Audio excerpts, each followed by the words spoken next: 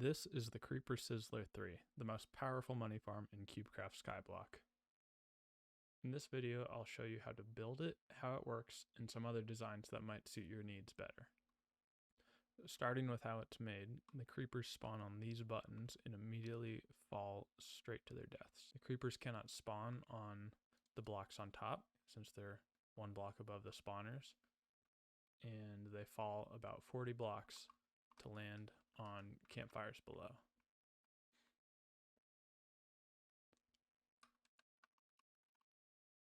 And they fall about 40 blocks to land on these campfires below, where they instantly die. Some creepers don't end up taking fall damage due to lag, so we use soul campfires to quickly kill them. If you build this farm, put all the campfires at the same height. In this design, we staggered it to along with the water, which, if anything, hurts the efficiency minorly. The distance from the campfires to the block above is 1.5 blocks, and since creepers are slightly taller than that, they can't escape, but the gunpowder that they drop can. The collection system is a large water pool that funnels directly towards the center, where a player is standing, and he sells everything he collects to the shop. Gunpowder falls into the collection system due to item stacking, where if there's 2 items of the same type, they'll group up.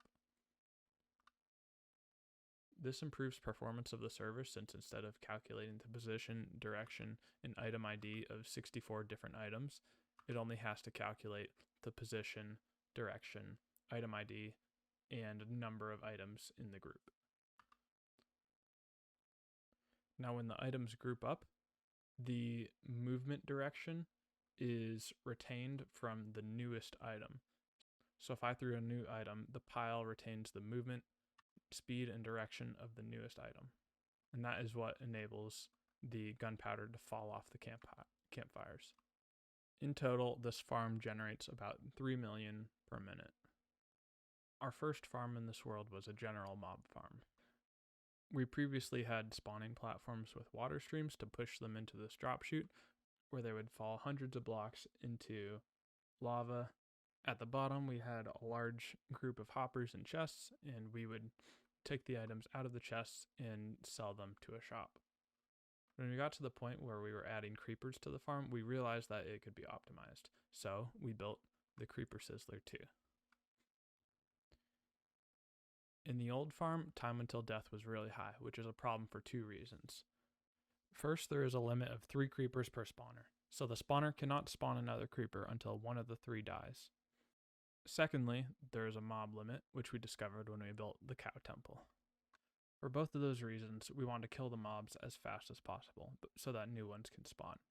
We changed the height of the drop chutes to be 40 blocks, which is the minimum fall distance to kill a level 1 creeper, and we changed the spawning area to be buttons, which is much faster than a platform with water streams if you have a large enough spawning space. In this farm, we had 80 spawning locations per layer and 9 layers, which means we had 720 available spawning locations. At the bottom, we switched the lava for campfires so that we could be sure that none of the items were being burned. And underneath, we have a storage system, which we ripped out and replaced because for some reason chests were filling up faster than other chests, and it was a pain to unload. The new storage system fills from top to bottom and groups collections of hoppers together so that none of the chests are left out. In this farm, you could collect gunpowder from the chests and then sell it to a shop, or you could have one player standing here dropping gunpowder from the chest to another player down at the bottom, who stands here, collects all the gunpowder, and sells it. This worked well for a while, but as we added more spawners to the farm, eventually selling all the gunpowder took over an hour.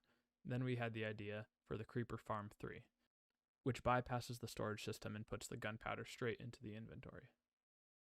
So what farm should you build? You should probably not build a farm like our first one. That one had many inefficiencies that could have been easily resolved. If you want to AFK and collect items from chests to sell, you should build the second farm. Build the drop chute just high enough to kill whatever you're farming. If you don't want to AFK, I'd recommend building a smaller version of this farm, maybe with only 20 drop shoots, and you can expand it over time to gain more money. In an upcoming video, I'll go over the fastest experience farm in Cubecraft Skyblock.